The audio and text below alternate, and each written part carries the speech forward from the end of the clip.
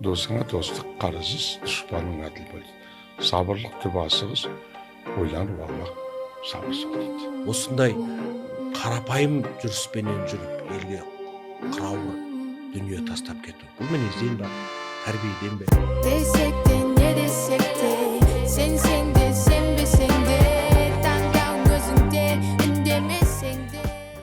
Қадірлі көрермендер, біздің бүгінгі шығарылымыздың қонағы қазақ әнінің, қазақ классикалық әнінің шабандозы, шаңбозы, ақбозы, осы жасқа келсе де өзінің өнер тұғырынан таймаған Шахимардан Хайдарұлы. Шахимардан аға, сіздің жалпы ән өнерінде, қазақтың әнінде орныңыз бөлек. Осы әнге қай кезде келдіңіз? Қалай келдіңіз? Қазақтың классикалық әніне қалай келдіңіз? Осы жөнінде қысқаша сөз айтсаңыз. Көп рахмет, бауырым сол. Бисмиллахир-рахманир-рахим. Бұл ән деген Алланың берген құдіреті ғой. Абай айтады, алыстан сермеп, жүректен тербеп, шымырлап бойға жайылған дейді. Алла тағала осындай жаратылысты беріп, осындай кеңдікті беріп, ол ауа ғой. Ауа арқылы өмір сүріп жатырмыз ғой, шын айтқанда. Сол ауа адамның жүрегіне, ойына, санасына келеді.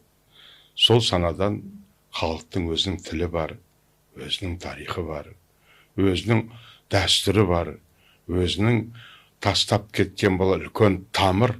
Сол тамыр қазақ болып туғаннан кейін ол үн әуенге айналып барып, осы бір керемет адамның рухани жүрегінен Аллаға деген үлкен бір қасиет шығады.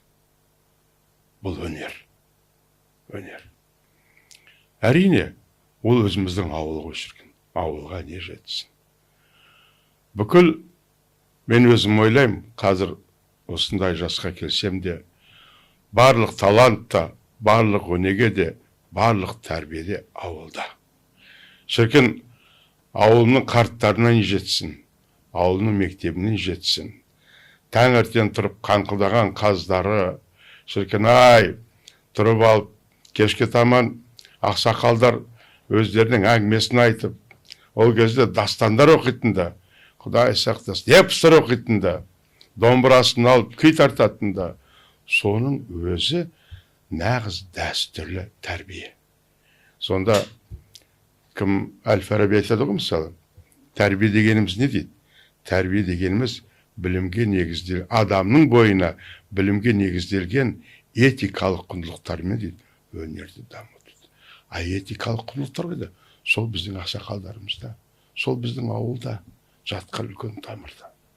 Әрине, мен бүкіл өзімнің ішкі рухымды сол ауылдан алдым.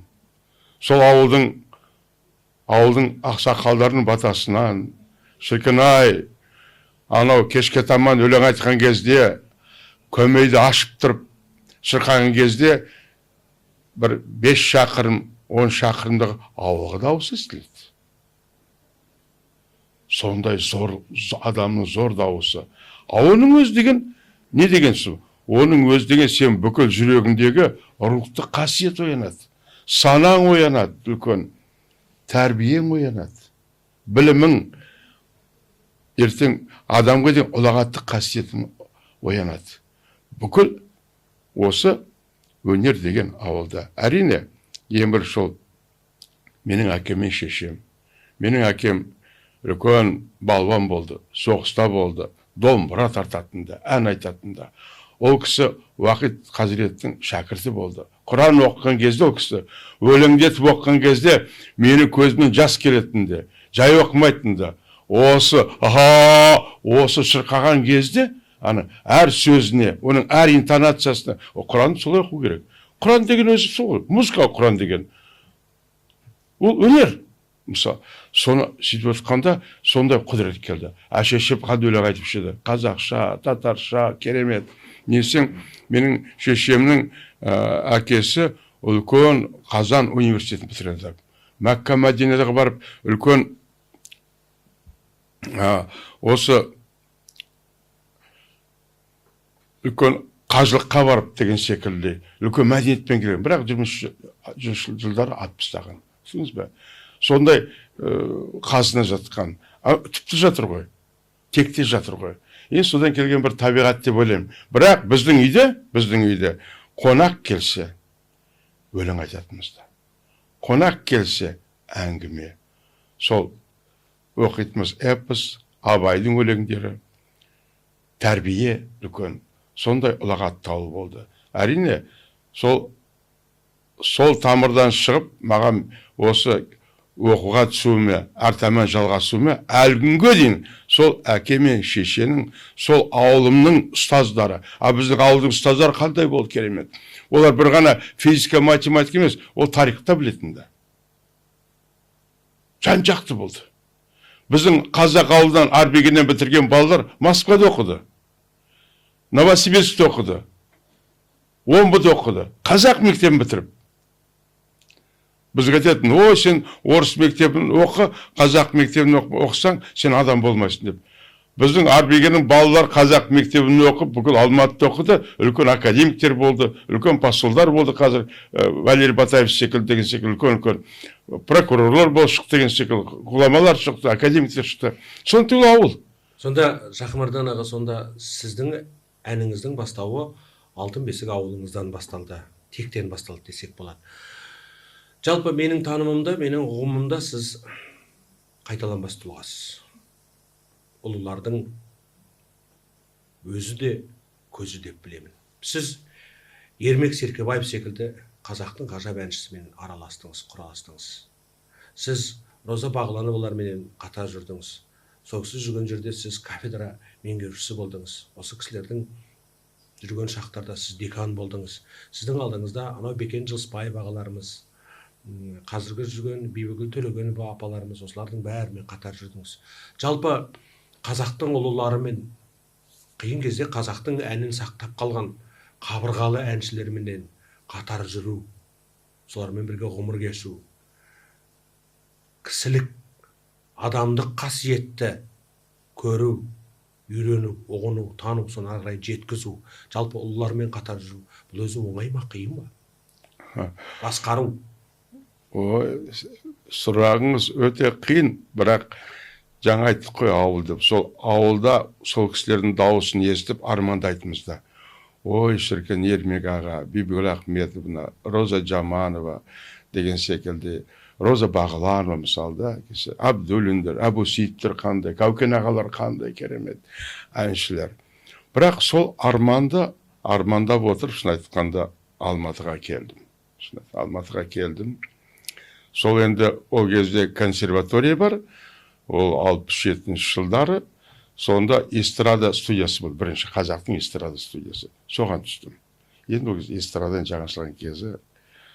Содан не керек, Алматыға бірінші келіп, театрға барып, консерваторияны көріп, құдай аузымыздан сілекейіміз ағып, бұлай қараймыз, театрға барам, Ермек ағаны, ана кісілер көрген сайын Бекен іштерді, бұл ғұламалар ғой шіркен.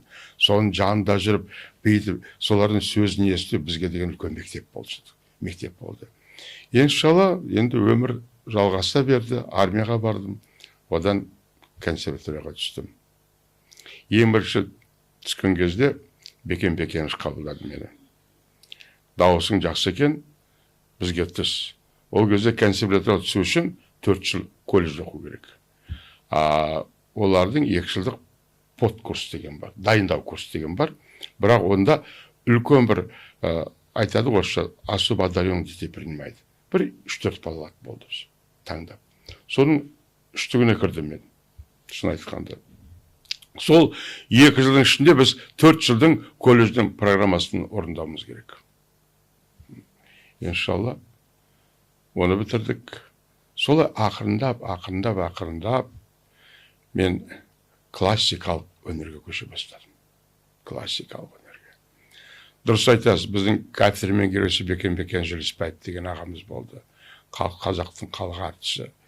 Керемет, отан соғысында болған, қазақ мәдениетіне, қазақтың халық әндеріне деген қазақтың классикасын деген ол кісінің өзінің бір көзқарасы, жүрегі басқаша болды.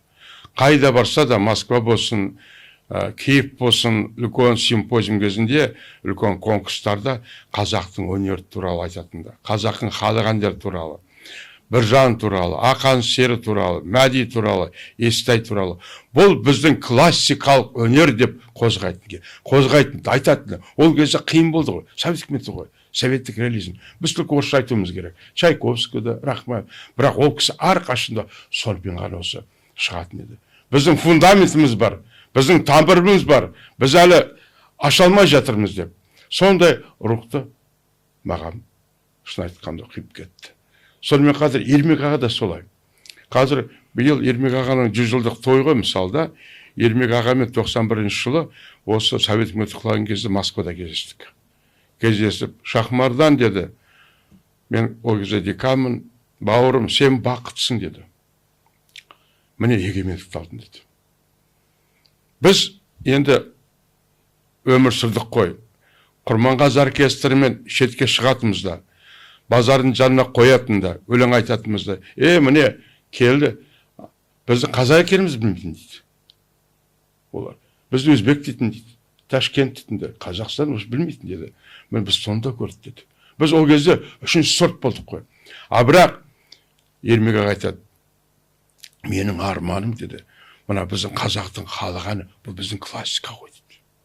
Бұл біздің үн ғой, диапазонын қарашы, қандай керемет. Қандай Италияға барып, әншілерді, одан да артық қой шәке, осыны мен шығара алмай кеттім. Неге десең, біз концертті үш өлең айтатын болсақ, бір ғана қазақша айтамыз, қалған орысша. Правительный концерт солай. Бұл қазақша концерт бердің өзі, үлкен, конечно, проблема болатында деген секілді. Осы менің аманатым осы Шахмардан. Сен қазір Абайды ашып жатсың қазір. Москваға концерт берді. Осыны сен орындасаң, менің арманымды, аманатымды орындағандай боласың деп. Міне солай зарлап кетті бұл кісілер.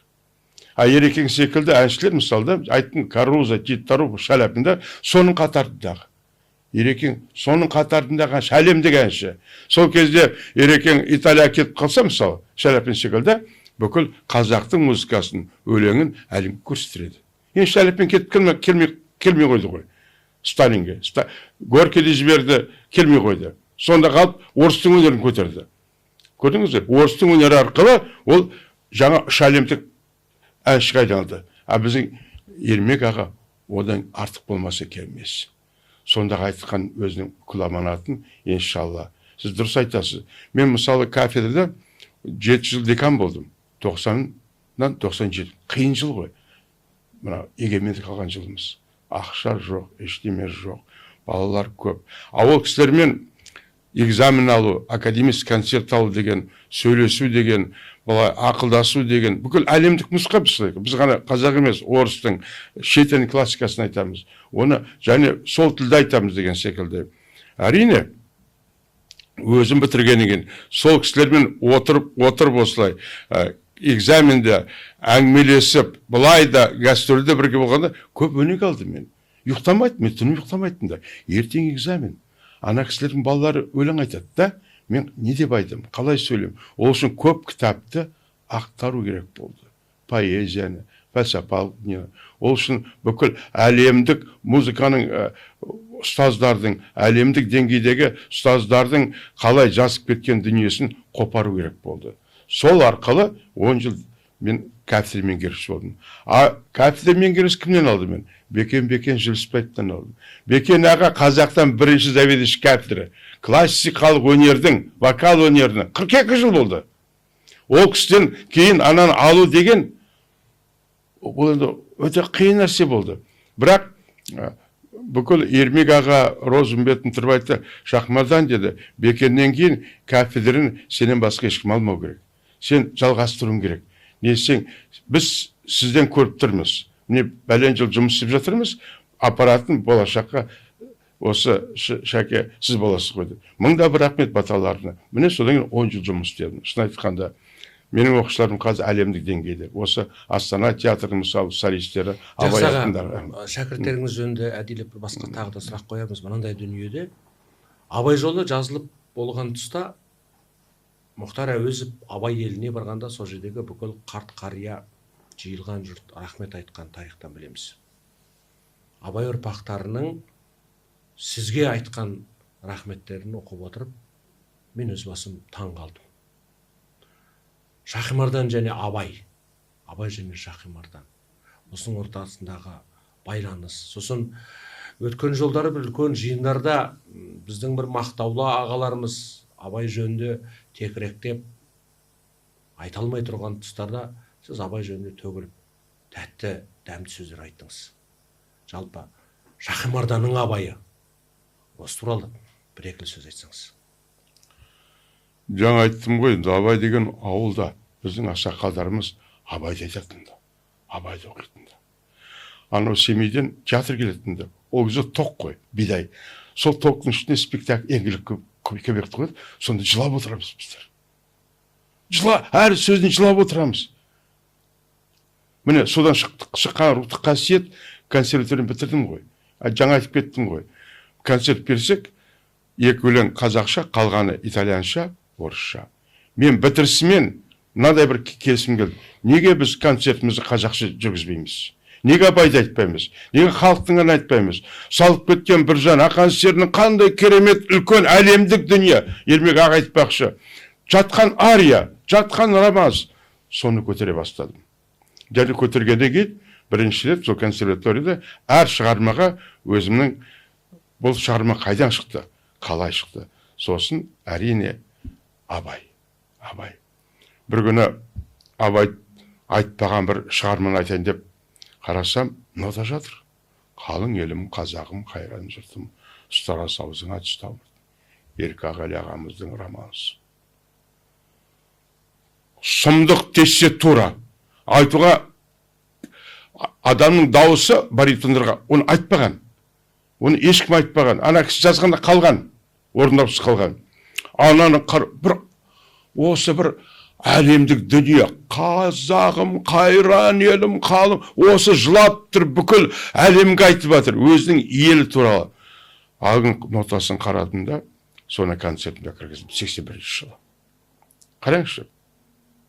Содан түгел басталды. Абайға кіріп кеттім. 86 жылы, білесіз ғой, жағдайда. Содан пленум болды, Қазақстанның пленумда. Содан кеп маған тұрып айтты, Бейсенбі деген біздің апамыз болды, теоретик, музыковед. Анау Ерекеңнің жанды жұмыс істеді. Екінші ректор болып, проректор болып істеді. Ерекең ол кезде Чехословакия командир болды. Пленум, Союз компаниясы Қазақстан. Шәке, бір шығарма айтыңызшы. Мына, айтуыңыз керек деп. Сосын айттым да, жаңа шығарманы қазағым. Ешкім естімеген. Содан айттым зарлап. Өзі бірақ қойны. Ұстара саузыңа түстау мұртың жақсы менен заманда айырмыз. Қарасам жылап отыр.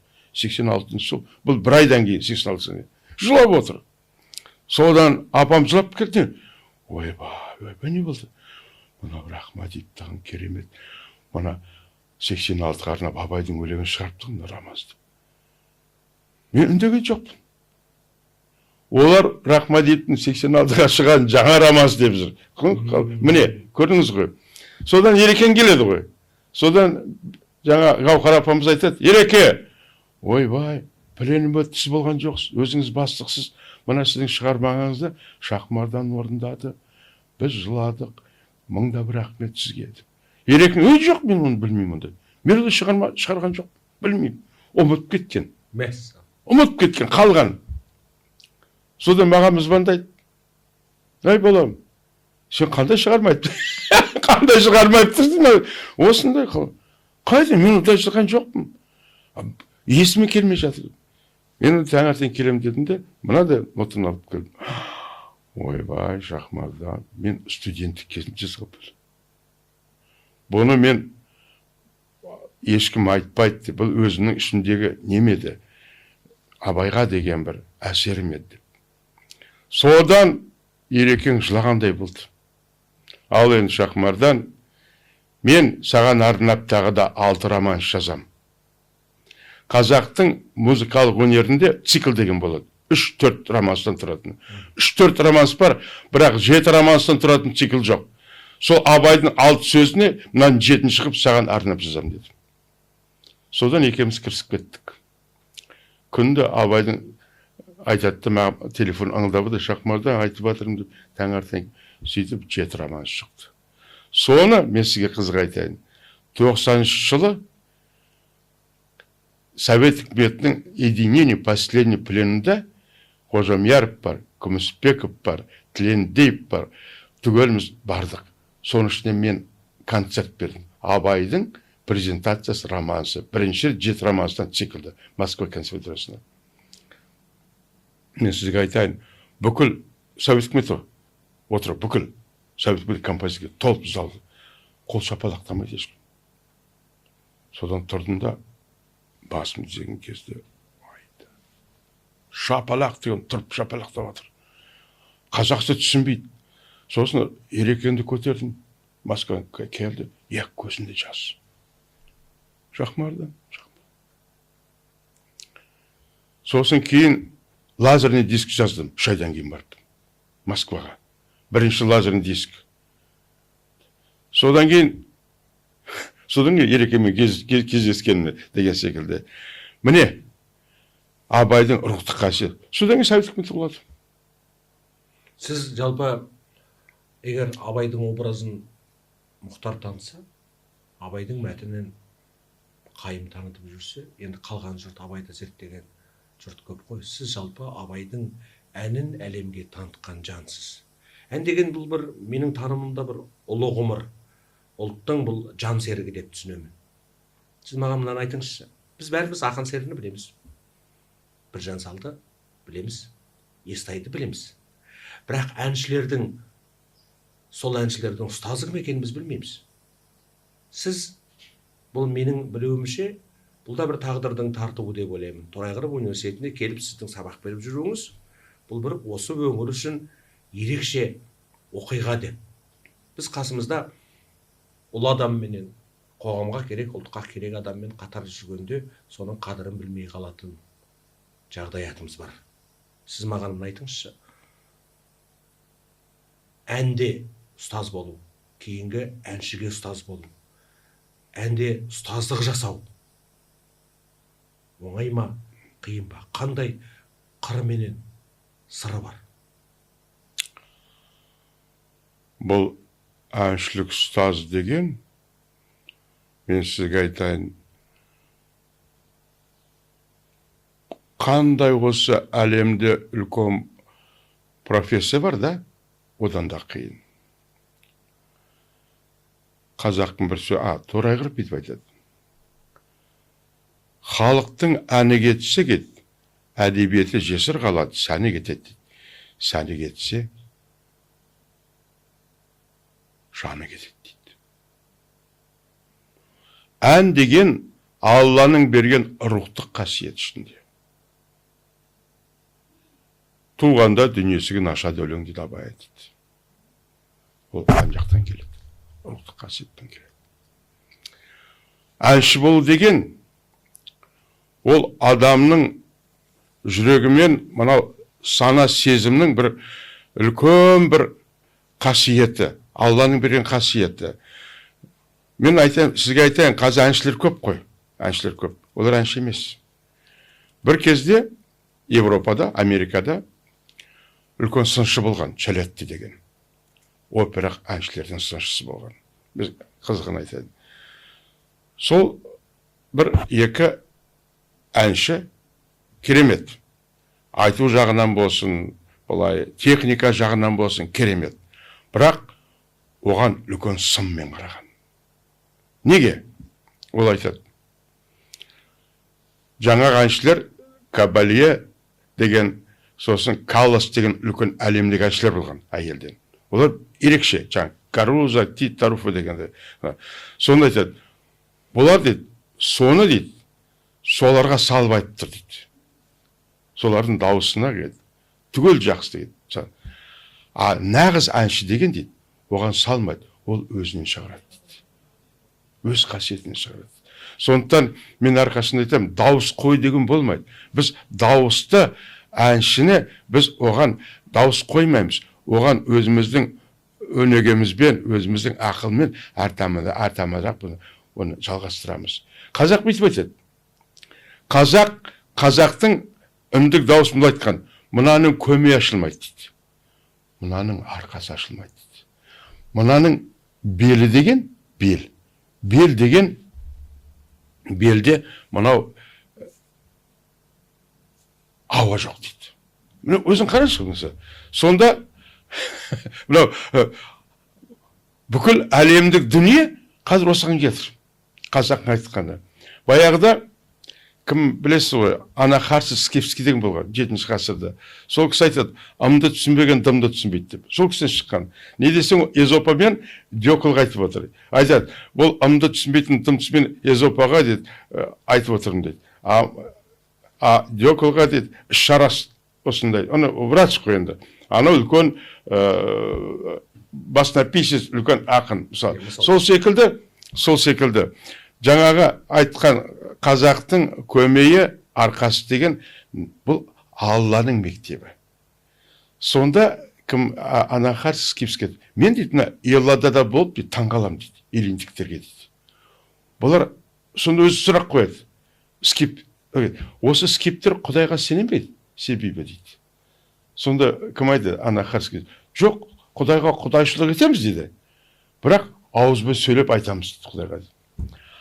Елендіктер онда емес дейді. Қызық міне. Олар сүйекпен дейді. Қарағай үні адамның дауысынан кеңірек тез жетеді. Сонда көріңіз ғой, міне. Өлең деген адамның табиғаты, ішкі құбылысы. Оған не керек? Оған білім керек. Оған қасиет. Сонда үн шығады. Сонда адамның дауысы шығады. Әрине, оны далада, біз баяғыда далада айтамыз ғой, көмейді ашып тұр. Деп көмейді. Міне, сол үнді адам өзі тану арқылы шығарады. Ал біздің ұстаздық қасиетіміз соған бұлай дем беру. Айтып, міне сен дауысың шығып тұр, жақсы шығып тұр. Енді ашшы, мынаны ашшы, мынаны битші деп бұқтың бе? Соны айта отырып, соның өнегесін ашу. Мына құс, мына мұрмен айт, ондай болмайды. Ондай әнші шықпайды. Сондықтан мен айтқан, Қашаубаев ерекшелігі сонда, Қашаубаевтың ерекшелігі. Ермектің ерекшелігі сонда. Өз дауысын тапқан. Өзінің табиғатын тапқан. Роза Бағлан өз табиғатын. Бибігүл апа өзінің. Жаңа айтып отқан бүкіл әншілеріңіз барса, дейді, олар оқымаған. Білім алмаған. Оларға бір жақсы адамдар кездескен. Осындай табиғатты түсінетін, білімді түсінетін, ұлағатты, мынадай сұлықтары бар жақсы деген секілді деп сонда ән шығады. Қазіргі әншілер, мысалы, жаңа Ақан Серіні айтып отырсыз. Ақан Сері деген әрине анадай халық әндерін қазақ ұстап кеткеннен кейін Ақан Сері Біржанды. Халық әндері Ақан Сері Біржан Естайға ұстаздық қасиет қалдырып кетті. Міне, ұстаз халық әндері. Оны кім шығарды? О да белгісіз. Баяғыда Глинка айтты ғой. Народ сочиняет, мы аранжируем деп. Мен сізге айтайын, бүкіл опера емес пе? Опера. Итальян опера болсын, француз, орыстың, қазақтың. Бүкіл қазақтың итальян әндері, халық әндері. Вердикте халық әндері. Мысалы, Чайковскийде халық әндері. Абай операсы, Абайдың әндері. Біржан Сара операсы, Біржанның әндері. Ақан Сері операсы, Ақан Серінің әндері. Ешкім өліп шығарған жоқ. Просто жақсылап тұрып, аранжировать қойсап, музыкаға Төлебаевтар жақсы жазды. Міне, сондықтан Ақан Сері, мен сізге бір қызық айтайын, Тілендиев бір үйіне қонаққа шақырды. Ол кезде оркестр құрған Тілендиев. Сосын мен неге шақырған білмеймін енді. Шақырды, келдік. Үйдегі апаң екеуміз келдік, етті істеп жатыр. Үйінде рояль, сосын ойнай бастадым.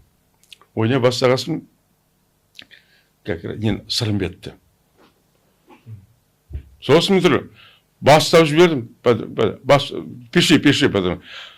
Ауылым қонған Сырымбет бастағанда, енді айтқанда, Тілендиев жылап отыр. Мен шошып кеттім. Не болды? Мынау гений ғой. Мынау қалай шығарған? Мынау гений ғой. Қандай? Бұның жанында біздер кім дейді? Тілендиев тұл азамат ғой. Екінші жылаған мен Рахметовті көрдім. Ерекеңнің. Қайсыбалардың алдында. Шақырып ап. Анау Тоска деген операның жұпар ариясын айтқан. Соны Пуччинидің. Ерекең шығап отыр. Мынау не деген гений композитор. Біз бұндай білім алмадық қой дейді. Бермеді ғой. Аға дедім. Сіз не айтып отырсыз? Сіздің қамар сұлуыңыз, сіздің алпамыс операңыз, сіздің шығарған әндеріңіз бұдан артып кемемес. Бірақ көрінгі, ұлы қасиетпен қандай? Біз осы заман сондайлар бар ма? Ай білмейсің. Міне, мен сонда бір-ақ нәрсеге түсіндім. Ол сен өткеніңді өнеге етпей, бүгінді бағамдамай, келешекке баға беру өте қиын. Жақсы аға, мынандай дүние ғой. Ермек ағаларымыз болсын, жаңағы бекен ұлдары болсын, сіз осы топқа қосыласыз. Сол кездегі бір классикалық әншілерде бір ішкі бір мәдениет бар. Сізде де бар. Жүрген жеріңізде өзін өзі көрсету, менсу жоқ. Тыныш қана, барын сол аудиторияда, барын сол сахнада көрсету. Осындай қарапайым жүріспенен жүріп, елге қырауыр дүние тастап кету. Бұл мінезден ба, тәрбиеден бе, әлде сіздердің орталарыңыз сондай ма еді? Түгелі тәрбиеден алдыңыз сол. Бағана айтып кеттім, тәрбие дегеніміз не?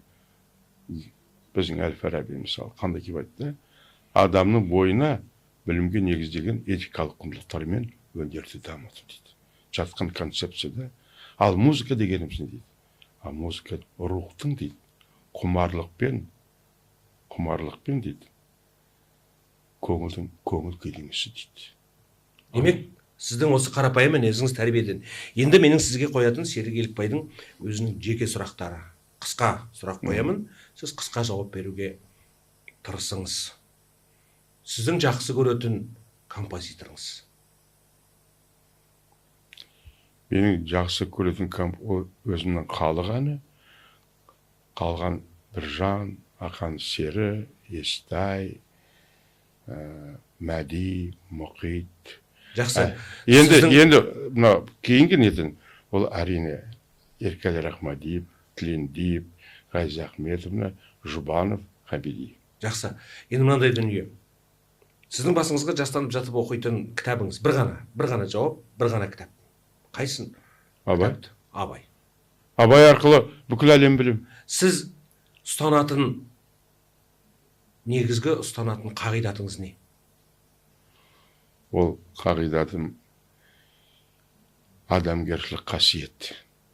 Осы еліме беріп кетсем екен, жастарыма, болашаққа деп, осы егеменді ел болдық. Ең қағидам осы өзімнің тілім, өзімнің тарихым.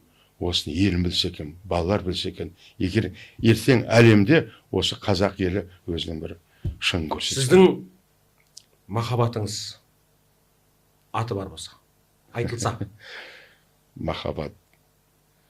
Махаббат, сезім, ол өзімнің еліме, жеріме, қазағыма. Сіздің ұғымыңызда жетімдік деген не? Жетімдік деген ол адам жетім болмайды. Адам өзін жетім қалады. Адам өзі жетім қалады. Бәрімізде бұл дүниеден өтеміз ғой. Бұл дүниеден сіз де, біз де өтеміз. Бәрі өткінші дүние. Қазақтың қабырғалы әншісі, мемлекеттік сыйлықтың лауреаты, еңбек сіңген осы халық әртісі Шахмардан Хайдарұлы Әбілов те дүниеден өтер. Сонда Алланың алдына барғанда не деп айтасыз? Бисмиллахир-рахманир-рахим. Аузумиллахи-минаш-шайтанир-рajim. Алла мың да бір рахмет. Алла деген әлемдік мәңгілік адам ғой. Біз сол кісінің құлымыз. Сол кісінің алдында міндетімізді орындап кетсек, онда Алланың алдында имандылығымыз да, тазалығымыз да, бүкіл осы елімізге бақыт нұр болып айналса. Сіз егер қайта тусаңыз, нені істемеген болар едіңіз, не істеген болар едіңіз? Қайта тусам, әттеген-ай, көп нәрселер істелмей кетті. Соны елім үшін, болашақ үшін сол жоспарымды істер едім. Бірақ мен өзім ойлаймын, біздің жастарымыз жақсы, әртамен жалғастырады, иншалла. Өнер үшін қажет бір ғана қасиет деп айтса, сол бір қасиет. Қайсысын айтқан болар едіңіз? Шыдамдылық. Шыдамдылық. Қадірлі қауым, бүгін бізде қонақта болған мемлекеттік сыйлықтың лауреаты, профессор, халық әртісі Шахимардан Қайдарұлы Әбілов. Аман сау болыңыздар. Келесі жолыққанша. Не тәуір, шыдамдылық, екінші сабырлық. Абай атамыз айтқандай, досыңа достық қарызсыз, дұшпаның әділ бол. Сабырлықты басыңыз, ойланып алма, сабырсыз дейді. Жақсы. Келесі жолыққанша аман сау болыңыздар. Рахмет сізге. Керемет.